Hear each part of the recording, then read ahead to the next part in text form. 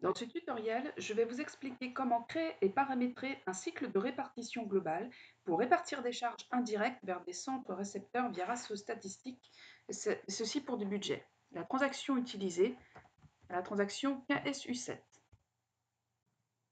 Premier champ à renseigner, il faut donner un nom au cycle que l'on souhaite créer. Appelons-le CTest. Il faut ensuite renseigner la date de début de validité de notre cycle de répartition. Choisissons le 1er janvier 2018.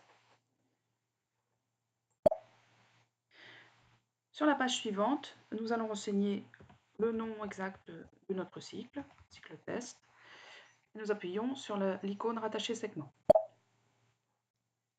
Chaque cycle peut comprendre un ou plusieurs segments de répartition.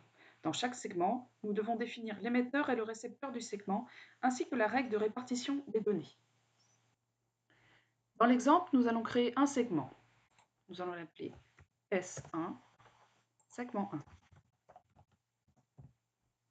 Nous devons ensuite renseigner les différents onglets de la transaction. Pour le premier onglet, nous devons renseigner la nature comptable de répartition globale que nous allons utiliser. Ici, 907,006.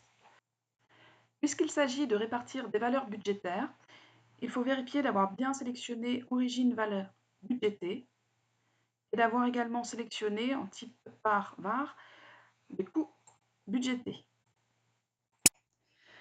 Dans l'onglet émetteur-récepteur, nous allons renseigner le centre de coût ou le groupe de centres de coût émetteur.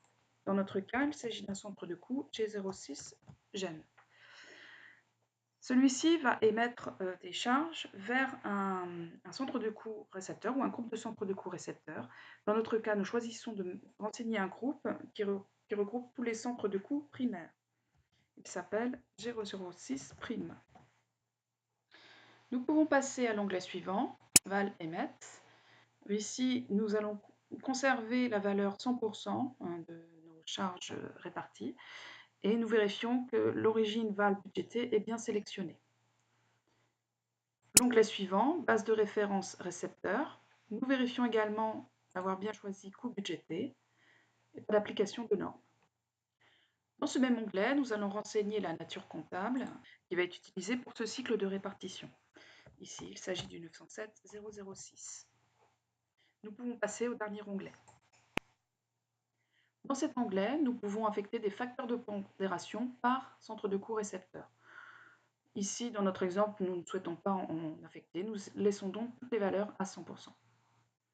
Nous avons fini de renseigner la transaction, nous sauvegardons le cycle.